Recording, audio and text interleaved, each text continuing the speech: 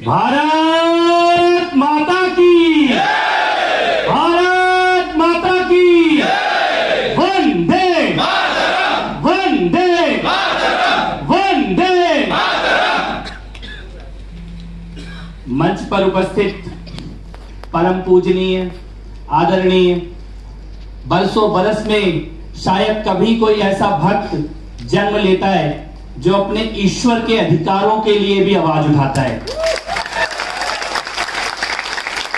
नमन करता हूं आपके चरणों पे, आपके संघर्ष को नमन करता हूं, आपकी आस्था को नमन करता हूं और ये वचन देता हूं भाग्यनगर की इस भूमि पर खड़े होकर कि आपके इस से लड़ना हो, स्वास्थ्य को पहुंचाना हो, किसी भी चीज का अगर कोई मानक स्थापित नहीं होता है। आज मैं मेजर पुनिया ये ढक्के रहता है अपने आप को, अगर ये अपने एप्स दिखा दे तो कांग्रेस का प्रेसिडेंट बन जाएगा।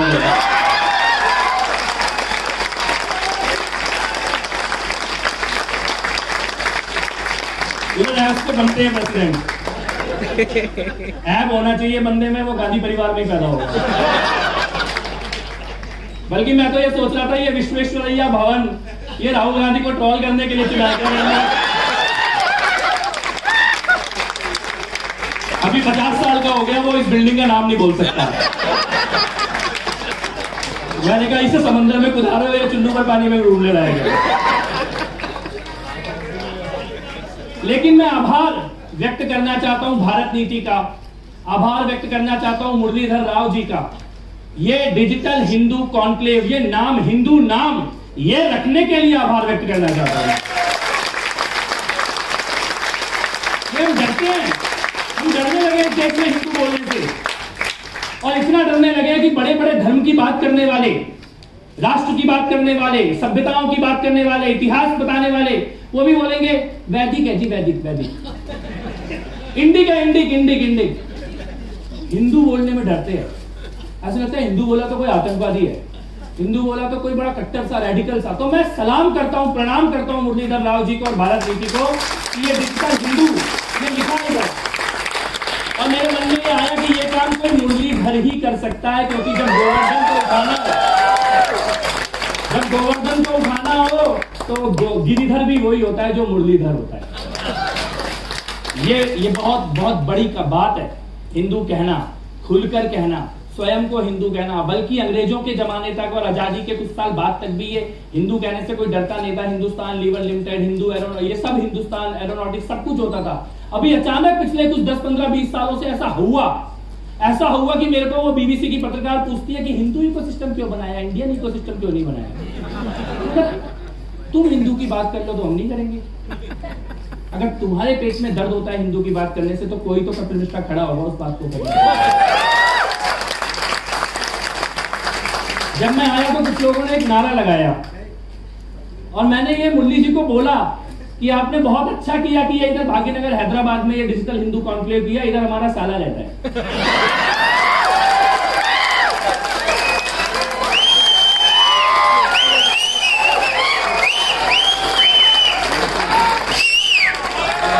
एक नहीं 2 साले रहते हैं इधर हमारे।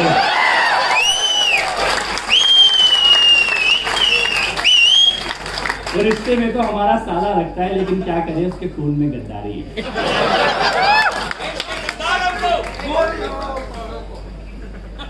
अपनी बात को शुरू करने से पहले 1 मिनट आप लोगों का लूंगा। 1 मिनट इसलिए लूंगा कि मैं उस शहर से आया हूं जिस शहर का मालिक उसे जलाने के रोज सपने बुनता है। उस शहर से आया हूं जहां हमारे बच्चों को मारा जा रहा है, कत्लेआम किया जा रहा है, घरों के अंदर घुस के मारा जा रहा है। मैं अभी कुछ दिन पहले रिंकू शर्मा के घर होके आया हूं। उस बच्चे को, उस जवान बच्चे को, होनहार बच्चे को, वीर बालक को, घर का अकेला कमाने वाला 25 साल का वो रिंकू केवल इसलिए मार दिया गया कि उसने जय श्री राम का नारा लगाया था और राम मंदिर के लिए जुलूस निकाला था देश की राजधानी के अंदर, घर के अंदर घुस के। और वो इतने कमजोर लोग, कितने कमजोर लोग रहे होंगे जो 12 लोग मिलके भी केवल पीठ पे ही मार के जा पाए इस बच्चे के। मारने वाले कौन? जिसकी बीवी को अभी कोरोना के काल में अपना खून देके आया था रिंकू, वो पीठ पे खंजर मार के गया। मैंने कहा वो खंजर, रिंकू की पीठ पे जो खंजर है वो खंजर है इस देश की नकली धर्मनिरपेक्षता का प्रतीक, जो इस देश के हर हिंदू की पीठ पे घुसा हुआ है। जो बच गया है कल उसकी पीठ पे लगेगा। उस रिंकू शर्मा के लिए, उस ध्रुव त्यागी के लिए जो स्कूटर पे जा रहा था, उसकी बेटी को किसी ने छेड़ा, उसने वापस आके बोला कि मेरी बेटी को क्यों छेड़ते हो, तो उसकी हत्या कर दी गई। एक बाप अगर ये बोलता है कि मेरी बेटी को मत छेड़ो, तो इस दिल्ली शहर के अंदर उसकी हत्या कर दी जाती है। उस ध्रुव त्यागी के लिए, उस डॉक्टर नारंग के लिए जो केवल इतना बोल रहा था कि मेरी गली के अंदर गुंडागर्दी और गाली गलौज मत करो, उसकी हत्या कर दी गई। वो बेसोया रूप बेसोया जवान लड़का जिसने कहा कि यहां ड्रग मत बेचो, उसकी हत्या कर दी गई। वो अंकित सक्सेना जिसने केवल एक मुस्लिम लड़की से प्यार किया था, उसकी हत्या कर दी गई। राहुल शर्मा जिस लड़की से प्यार किया था, उसी लड़की से फोन करवा के बाहर सड़क पे बुला के उसको मारा गया। IB officer Ankit Sharma, IAS में जिस प्रकार से ट्रेनिंग दी जाती है, किताबों में जिस प्रकार से लिखा है मारने का, उस प्रकार से 51 बार उस जवान होनहार वीर बहादुर आईबी के अफसर को चक्कुओं से गोद के ताहिर हुसैन के घर के अंदर ले जाके मारा गया। वो अंकित शर्मा। वो विनोद कश्यप जो अपनी गली के बाहर खड़ा था, उसको मार के गए। वो दिनेश खटीक, दलित समाज का वो आदमी जो बैटरी बेचने का काम करता है, केवल अपने काम के लिए निकला था, उसको मार के गए।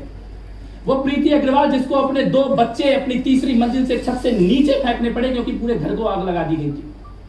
उनकी वीरता को प्रणाम करने के लिए, उनकी बहादुरी को सलाम करने के लिए, उनकी शहादत को नमन करने के लिए, उनको अपनी श्रद्धांजलि देने के लिए आपका 1 मिनट मांगता हूं कि 1 मिनट के लिए खड़े होकर ये सभी वीर बहादुर अपने बच्चों को, भाई चुप बैठो मेरे दोस्त, अभी कुछ ना बोलो, अभी चुप बैठो मेरे दोस्त, अभी कुछ ना बोलो, जलने दो पड़ोसी का घर, जलने दो पड़ोसी का घर, अभी आग तेरे घर तक थोड़ी आई है, अभी आग तेरे घर तक थोड़ी आई है। अंकित शर्मा वो नाले से निकला था, उसका हाथ रस्सी से बंधा हुआ। जिस हाथ में राखी बंधती थी, उस हाथ में रस्सी देखी है। जिस हाथ में राखी बंधती थी, उस हाथ में रस्सी देखी है। उनकी किताबों में वो आज अंकित था, उनकी किताबों में वो आज अंकित था। लेकिन कल तेरा भी नंबर मेरे भाई है, कल तेरा भी नंबर मेरे भाई है। तू परेशान नहीं है, ये मेरी परेशानी है। तू परेशान नहीं है, ये मेरी परेशानी है। तेरी चुप्पी तेरी मौत का पैगाम लेके आई है, तेरी चुप्पी तेरी मौत का पैगाम लेके आई है। चुप रह सकते हैं क्या? नहीं। रहना चाहिए क्या? नहीं। चुप रह के बच पाएंगे क्या? नहीं।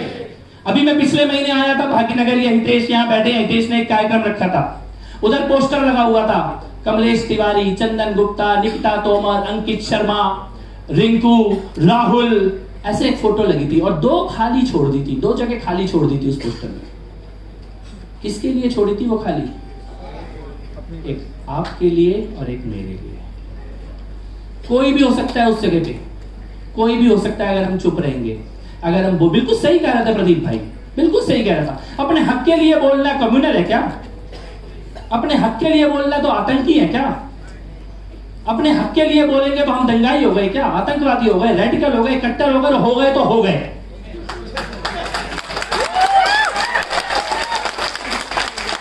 हमें तो बचपन में पिताजी ने एक बात सिखाई थी, बेटा किसी को मार के तो आइयो मत, और पिट के तो बिल्कुल मत आइयो।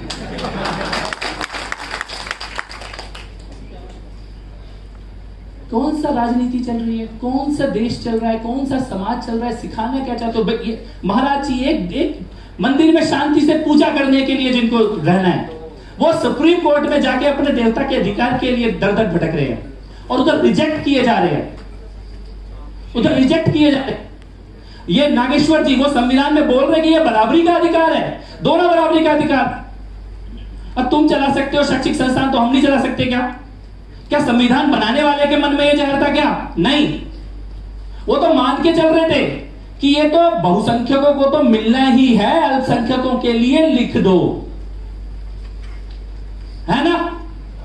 कह रहे इनको तो मिलना ही है, इनके लिए लिख दो। और उसका इंटरप्रिटेशन क्या कर रहे हैं? इनको तो देना ही नहीं है कोई अधिकार। अपनी पढ़ाई नहीं करा सकते, अपना यूनिवर्सिटी नहीं चला सकते, अपने धन की बात नहीं कर सकते, उसके ऊपर रिसर्च नहीं कर सकते, उसको प्रोपोगेट नहीं कर सकते, अपना मंदिर नहीं चला सकते, उसमें आए हुए पैसे का इस्तेमाल नहीं कर सकते। तुम्हारे देवता का कोई अधिकार नहीं है। तुम 1000 साल से एक तरीके से पूजा कर रहे होगे, लेकिन वहां बैठा कोई मूर्ख आदमी ये बताएगा कि अब ऐसे नहीं, अब ऐसे करनी है। और उसके बाद हम बोलेंगे नहीं क्या? हम आवाज नहीं उठाएंगे क्या? पूरे दुनिया में कोई तो एक जमीन का टुकड़ा होगा ना जो हमारा होगा, कोई तो होगा एक जमीन का टुकड़ा जो हमारा होगा। वहां पर बैठ के हम अपने अधिकारों की बात करेंगे, ऐसी कोई तो जगह होगी। ये डिजिटल हिंदू, ये जमीन से कोई अलग चीज नहीं है। जो जमीन का संघर्ष चल रहा है वही इंटरनेट का संघर्ष है। जो अपने घर के सामने अपने दरवाजे पे होते देख रहे हैं, उसको खुलकर कहना, लिखना, पढ़ना, वो डिजिटल हिंदू है। कोई अलग अलग, वो चाहते हैं ये दिखाना कि अलग अलग दुनिया है। वो चाहते हैं ये दिखाना कि ये कोई अलग सी ब्रीड है, कोई अलग से लोग हैं, कुछ ये अलग सा काम करते हैं, ये जमीन के लोग नहीं है, इनको कोई समझ नहीं है। जब मेरे दरवाजे पे आग लगी, मारने की तैयारी की जा रही है, मैं उसको लिखूंगा दिल्ली के दंगे। दिल्ली के दंगों में आप अगर देखो 6 महीने तैयारी की गई दिल्ली को चलाने की। हथियार इकट्ठे किए गए, बारूद इकट्ठे किए गए, एसिड इकट्ठे किए गए, गुलेले बनाई गई बड़े बड़े इसके ऊपर, कमांडो की ट्रेनिंग देके रस्सियां लटकाई गई, किसको मारना है उसकी पहचान की गई, किसकी प्रॉपर्टी जलानी है। पूरे आंदोलन में दुकानों में लिखा गया वो नो सीए नो एनआरसी, जिसकी दुकान में लिखा था वो दुकान छोड़ दी, जिसकी में नहीं लिखा था वो जला दी। धर्म देख के मारे गए लोग, धर्म देख के जलाई गई गाड़ियां, धर्म देख के जलाए गए स्कूल और बिल्डिंग, अस्पताल। पुलिस अफसर कांस्टेबल रतनलाल, उसको किसने मारा? औरतों ने मारा, औरतों ने मारा उसको। घेर के पहले डीसीपी अमित शर्मा को, रतनलाल को अंदर बुलाया, बोले कि आपसे बात करनी, और घेर के मारा। डीसीपी मरते मरते बचा, 35 दिन अस्पताल के अंदर रहा, और वो कांस्टेबल वही मर गया बीच रोड में। क्या दुश्मनी थी पुलिस वाले से? क्या कसूर था पुलिस वाले का? क्यों मार रहे थे उस पुलिस वाले को? वो तो तुम्हें प्रोटेक्ट कर रहा था। वहां पे बंद करके बैठे थे सड़कें, गलियां, अस्पताल, कोई स्कूल ना जाए, बच्चे कोई बीमार पड़ जाए तो अस्पताल ना जाए, किसी को नौकरी पे ध्यान है। तुम्हें मिलती होगी कुदरती बिरयानी, हम तो कमा के खाते हैं। हमें जाना में काम करना है, दुकान खोलनी है। क्या इस देश में जो अपना काम करेगा उसका कोई राइट नहीं है क्या? जिसे सड़कों पे नहीं उतरना उसका कोई राइट नहीं है क्या? जिसको दंगा नहीं करना उसका कोई राइट नहीं है क्या? जो बलवा पसंद नहीं करता, केवल 5 साल में वोट डाल के चुपचाप अपनी घर, दुकान, नौकरी चलाता है, उसका कोई राइट नहीं है क्या? लड़कियां, वीर वीरांगनाएं निकल रहे हैं, हिम्मत कर रहे हैं, उनके दुश्मन बन जाओगे क्या? तो दुश्मन से लड़ रहे हैं तो तुमसे भी लड़ लेंगे। लेकिन मैं ये कहना चाहता हूं कि युद्ध में योद्धा बनो। योद्धा नहीं बन सकते, दर्शक बनो। दर्शक नहीं बन सकते, घर में बैठ के प्रार्थना करने वाले बनो। लेकिन शल्य मत बनो, शल्य मत बनो। ये सबसे बड़ी प्रॉब्लम शल्यों से है, जिन्हें करना कुछ नहीं है। लेकिन अरे तुमने ये राहुल रिंकू की मदद कर दी, वो राहुल की तो नहीं करी भैया, तू कर ले। करो, नहीं कर सकते तो कर रहा है उसे करने दो, साथ देने दो, हाथ से हाथ बढ़ाओ। इस देश का ऐसा कोई गांव, ऐसा कोई शहर, ऐसा कोई इलाका नहीं है जहां पे कोई ना कोई अपने धर्म की रक्षा के लिए काम ना कर रहा हो, कोई ना कोई वीर बहादुर ना खड़ा हो। सब जगह खड़े हैं, लेकिन उनकी कमियां तो मत निकालो, उनकी टांग तो मत खींचो, उनको कमजोर।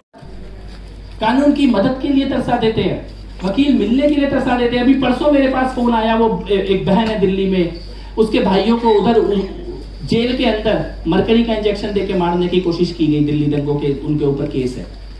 तो कोई तो बचाएगा ना, कोई तो जाएगा, कोई तो खड़ा होगा। वो कोई हमें बनना है, वो कोई कहीं ऊपर से नहीं आना।